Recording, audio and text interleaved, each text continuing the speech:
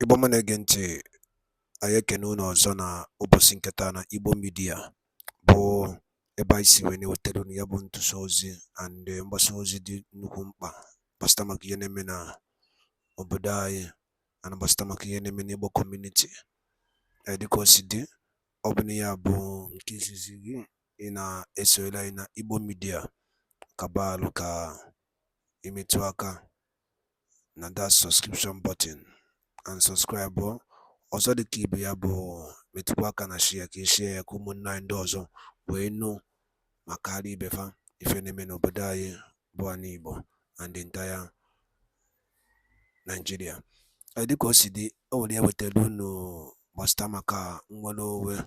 Ife a bụ onye ozi nke Chukwu, o nwere ife o kwuru n'iru akwụkwọ gbasịta maka Biafra na Maazị Nnamdi Kanu studies. Aya Chukwu unu ga ya bụ ife unu ga-esi ya unu ya drop right comment unu n'iru akwụkwọ gbasịta maka ihe ndị okwu gasị. Alright, over to you, sir.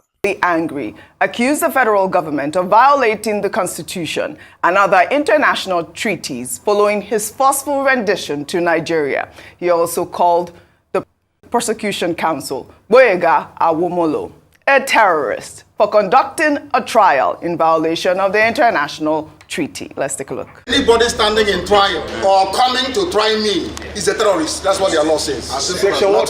As simple as that. Section 2, subsection 3F of Terrorism Prevention and Prohibition Act. That's what it says. Any court considered to try me is committing an act of terrorism. Yes. Very clear. You cannot violate a treaty that Nigeria entered into and then come to try that very person. Is not done anywhere in the world. So you must be aware of that. So that is why there is all these ridiculous delays. That is what Supreme Court said. I did not jump bail. My home was invaded. They came to kill me and I survived. They came to Kenya to kidnap me, brought me back to this country and seeking to try me, which the law says cannot happen. You cannot violate a treaty that Nigeria entered into and then hope to stand on that illegality to conduct a trial. Is not done anywhere in the world. And it happened in my case.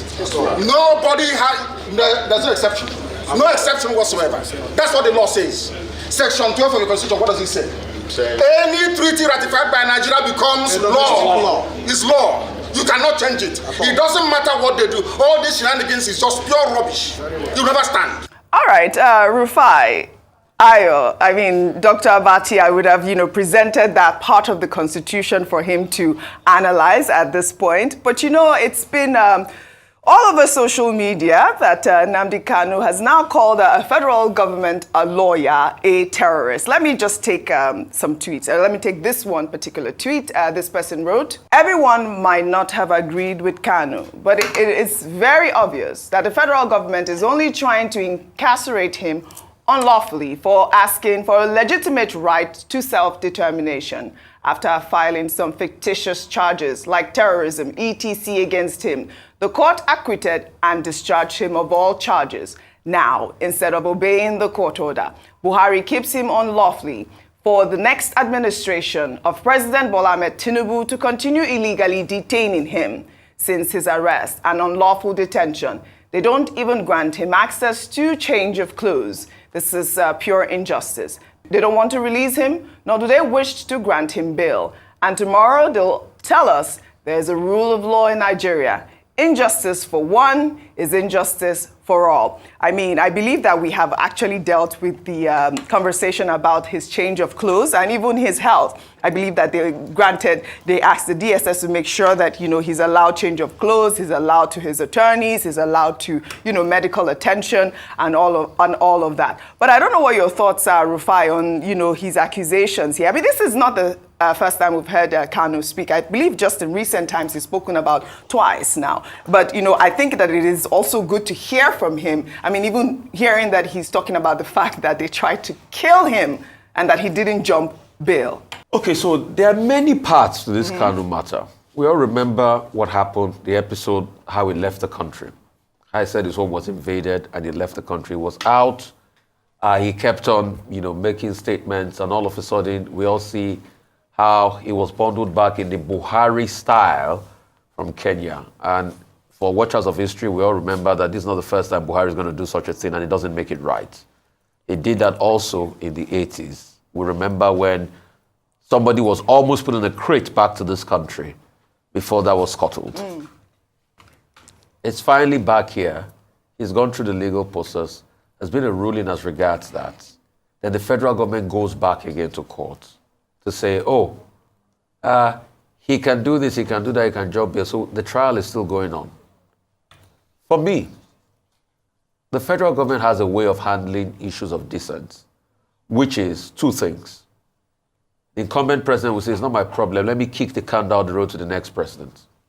It was done. I think if you remember the case of Asari Dokubo and all of that. But some have the willingness to say, okay, let me even listen to the other part and make peace reign.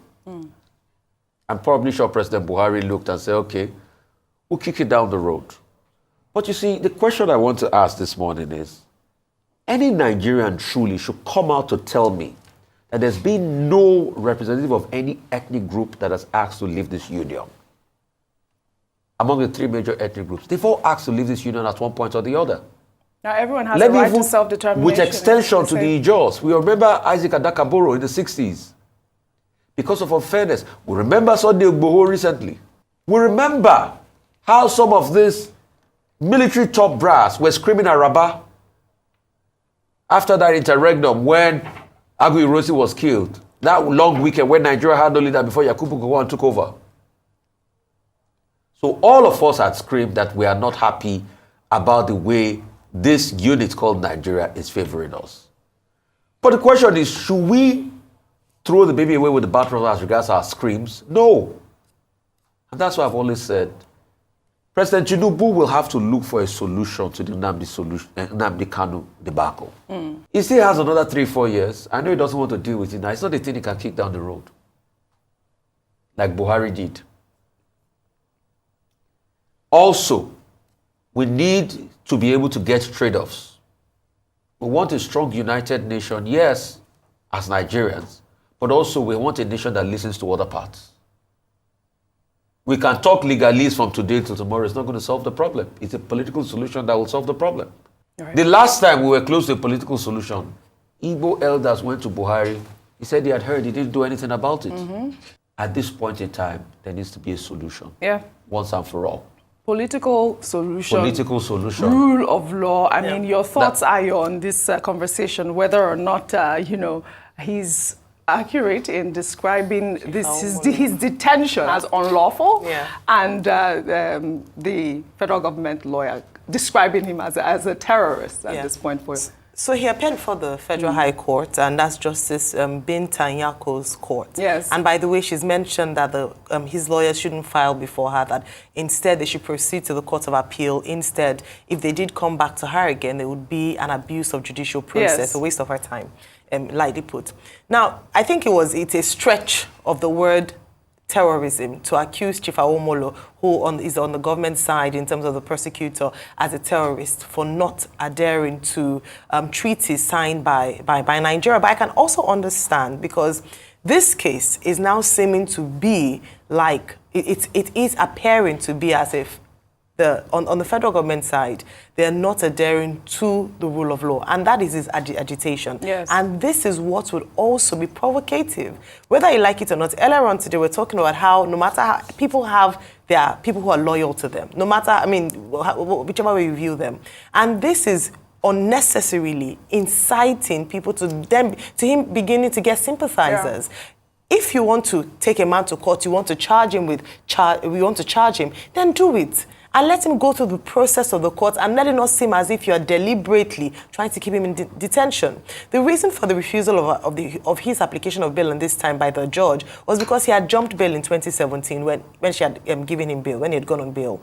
But beyond that is how they have stretched out and just elongated this case without a seeming end to it, and just keeping him in detention with him not having full course to his rights. This is where the real issue is. And during campaign season, President Bola Ahmed Tinubu was asked as to what he would do about the Nnamdi Kanu situation, especially because he kept talking about how he would be a president who respected and adhered to the tenets of the rule of law. So in the interest of fairness and in adherence to the rule of law, it's not in personal interest or how a particular administration feels personally about a situation.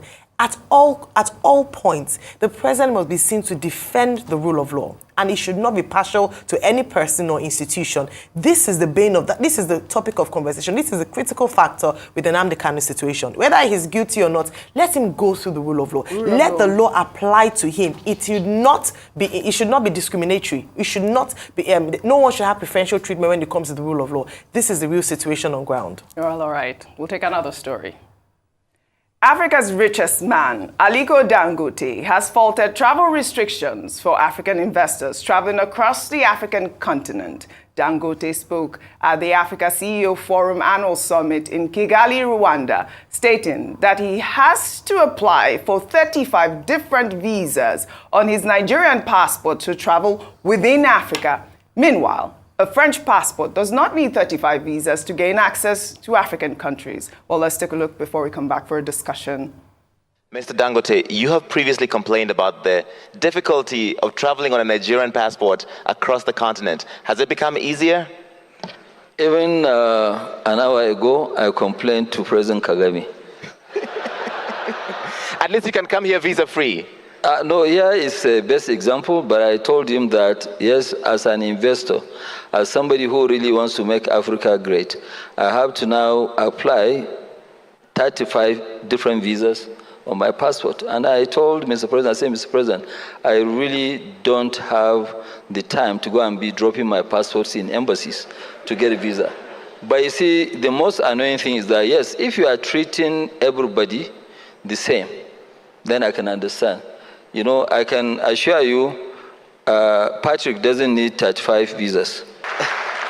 You don't need 35 visas on a French passport compared to a Nigerian passport. 35 visas on French passport. No. But, you know, so which means you have a freer movement than myself in Africa. Yeah. Well, all right. I think this is such a huge conversation to have. Rufai Ayo. It reminds me of our chairman, Prince Nduka Obaigbena's conversation during the All Africa's Leaders Summit, where he charged leaders of African countries to remove restriction, you know, for Africans traveling within Africa to promote intra-trade and to promote development. I think Alhaji Aliko Dangote's statement here is quite apt, and I think even just calling out the mere fact that a French passport, I mean, a French citizen or a French investor has freer access than an African needs to be looked into.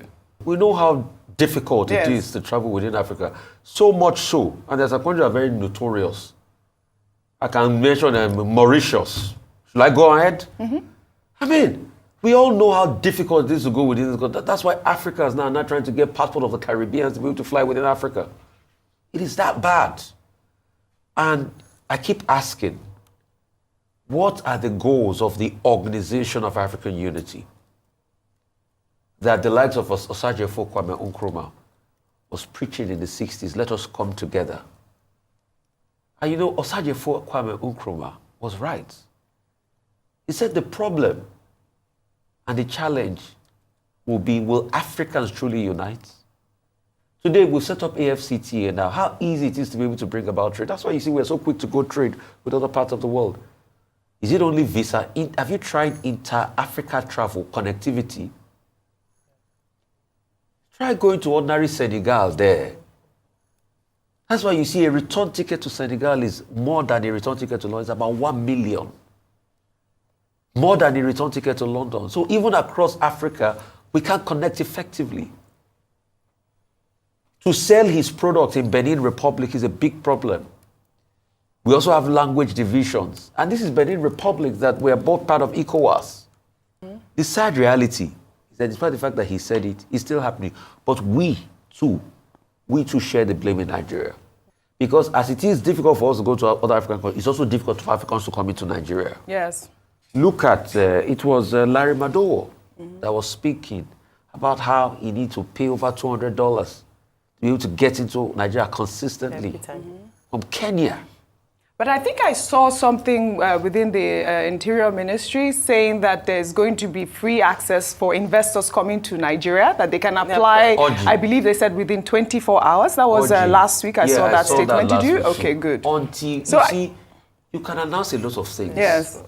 But until you see the practical implementation, right, why can't Africa be like Europe, that there are no borders?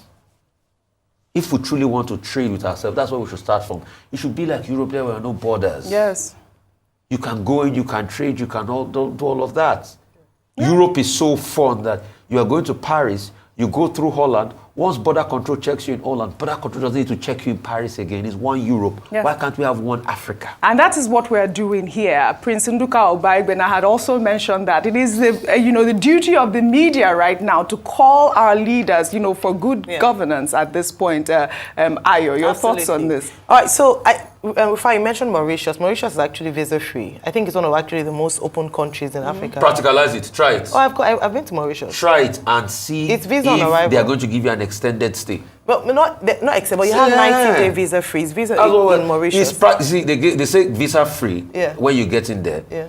Other nationalities from Europe and everything, they will easily give them 60 days on renewal. For Nigeria, it's hardly they will leave you to give you 14 days. Right, because you have 90 days. That's what I say. Because at least they are better than the number of countries. Try to implement. I know. I deliberately mentioned Mauritius. Yeah. Try to implement that 90 days. You will see the pushback. They will give you 14 days. I've been to Mauritius. The 90 days. I'm saying the 90 days expansion. That's what I'm saying. Okay, it's not but I think at the end of the day, it's a matter of shame, really. That's the point, that we cannot go across the country without even having to pay. Do you have to have visa on arrival? Yes. Why can't we just travel cross country? So the reason I'm saying that is because they're even better than other countries where you have to apply, and it's a very rigorous process. And oftentimes, I don't know what Nigeria has done to some countries. And let's not even use Nigeria as the only country, because if you have to apply as an African country to another African country for a visa, then we're not yet serious about the African Continental Free Trade Agreement. We're not yet ready to implement that. And one of the things that has been identified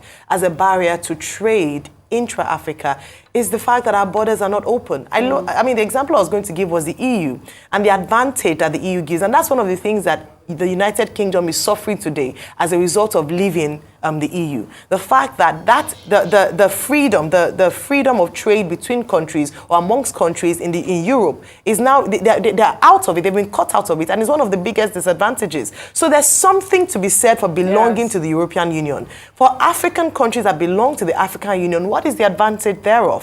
If people who come from outside the continent are better treated than people who live on the continent. That's the main point. I don't know what it is about ourselves that there's no love, there is no unity. So we keep having these summits, we keep having these meetings without an actual outcome from this. So we've had the conversation at the Africa CEO Awards, CEO Forum. Let's see what the outcome would be. Let's see what, if there would actually be implementation. And when this video came out, I thought I was glad that we had the president of Kenya in attendance there, we had the president of Rwanda there, and hopefully reports will be given to presidents of other nations represented. I'm hoping that finally, let us see us actually, I mean, kudos to Kenya, visa-free now. It's not practical, kudos to Rwanda. At least Rwanda, kudos to Rwanda. It's not practical. Kudos to Rwanda. The money is not higher. But your own country has not even offered visa-free yet. Nigeria, the giants of Africa, so they just announced things. What they announced is Nigeria can lead by example. And also our, private sector, bringing this to the limelight. I think kudos to Halaji Aliko Dangote, Prince Nduka Obaegbena. Hopefully, this would all solve a lot of the issues that we have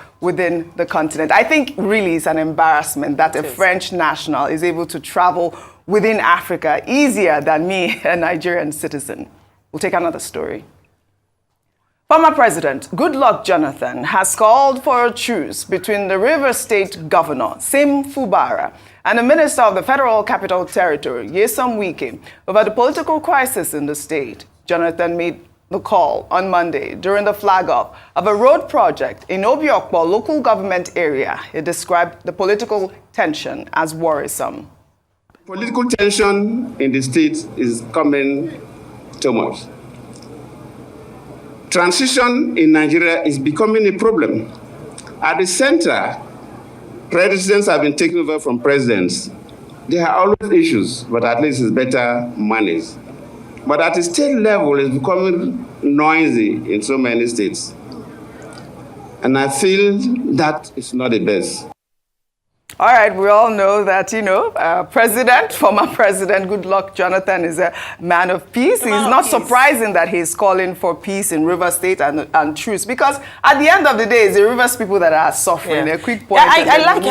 He's maintained his status as a statesman and a man who sues for peace all the time. Yeah. But let me say the truth. I mean, his wife is called Madam. He's not Madam Patience, Madam Peace. But one of the things I must say is that sometimes for peace to happen, war has to occur. And so the people that are in Rivers State who are saying that we need to end this, this reign of just one-manship, I think it's well within their rights. And sometimes war will lead to peace. So whilst he's calling for peace, there are some things that need to shake and need to be arranged for peace to occur. But it has to occur very quickly. We've said it a number of times about the fact that the Rivers people are the ones who suffer the most. I'm glad to see that there's an investment summit happening in Rivers soon. So finally, people are taking center stage as opposed to a conflict between two elephants, these two giants in the state. By the way, his wife is known as Mama Peace. Mama Peace. Mama Peace. That's what I know. That's what they call. They call her Mama Peace. And she was trending.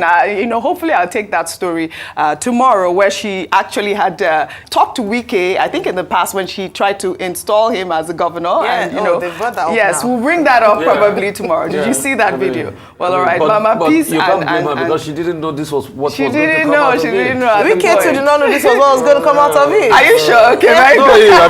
He's a dramatic person there. But like I just said, Bradley, in making peace, we need to also draw boundaries. Absolutely. With due respect. Absolutely. All right, we'll take another story. Over the weekend, a video which captured the moment some traders engaged in a fight with two soldiers at the Banex Plaza in the Wuse 2 area of Abuja went viral on social media.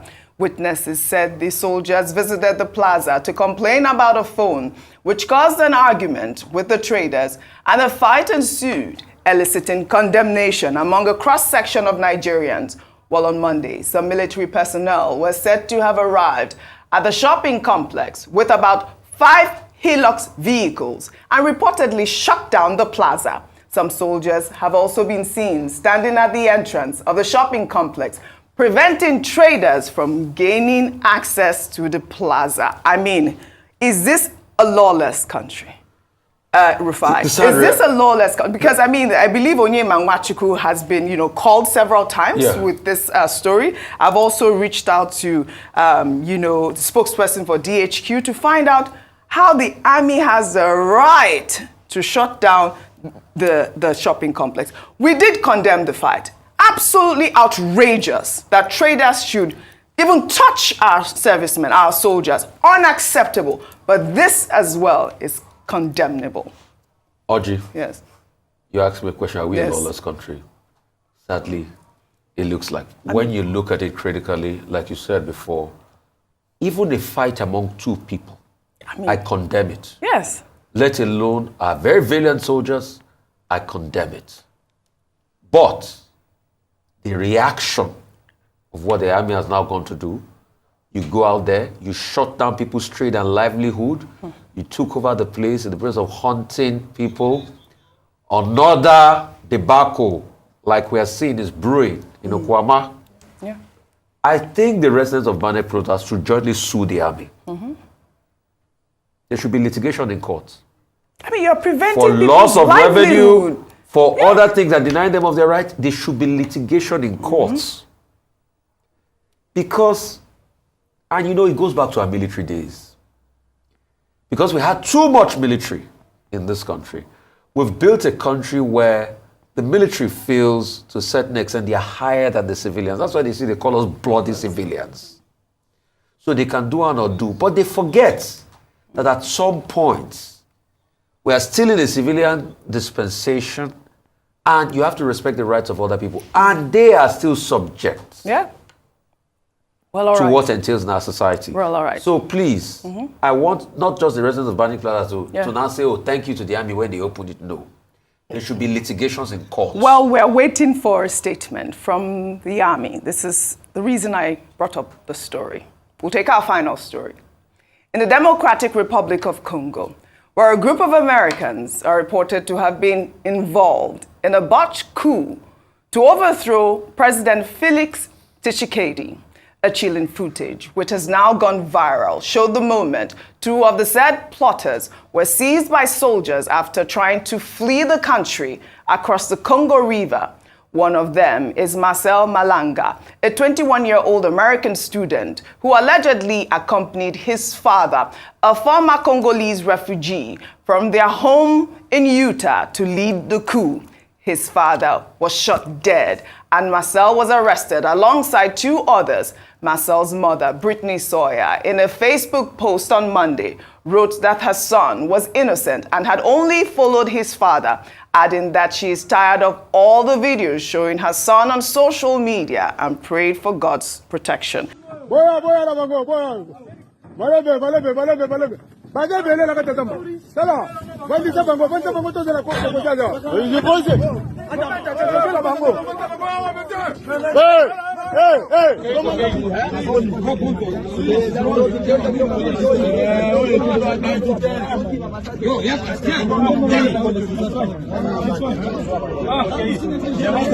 I mean, first of all, my heart goes out to Brittany. I mean, because obviously she's a mother and seeing, you know, her son. Did you see that video of her son? I mean, she claims he's a student and is innocent of the crime that they've alleged at this point.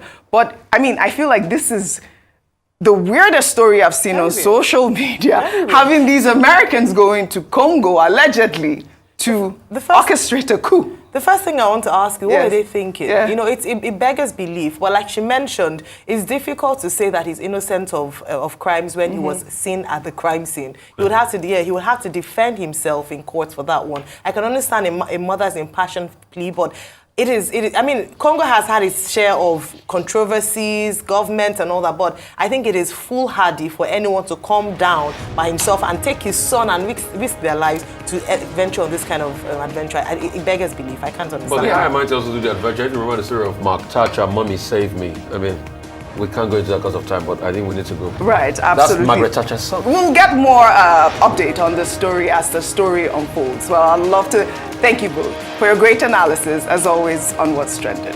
Well, that's all I have for you guys on What's Trending today. I'll see you all tomorrow. Dalo nine no umu ife kunisiwele soila ni ya ineme ni akwụkwọ na Igbo Media. Ọ bụ na ịma Igbo Media bụ ebe isi wene wetelu ya bụ ozi, nnukwu ozi dị oke mkpa gbasara maka obodo anyị bụ ana Igbo and Maazị Nnamdi Kanu dịka ya bụ ikpe ya si aga n'ụlọ nke ọkaikpe. Unu afụgodo ihe Biafran Prime Minister kwuru. Ọ sị after meeting with Nnamdi Kanu today, we resolve that the Biafran Republic government in exile will now take full responsibility of the legal team to effect from today, 8 February 2024. All right. Una lugonia. So I go school Twitter and ya kono fukuya. Amana ge mane ya Igbo Media ka isi were wetero n'ozi a. Aso ya nọrọ sime gini ya kọrọ nwanne ya. Ngwa nke mesia n'ume Igbo.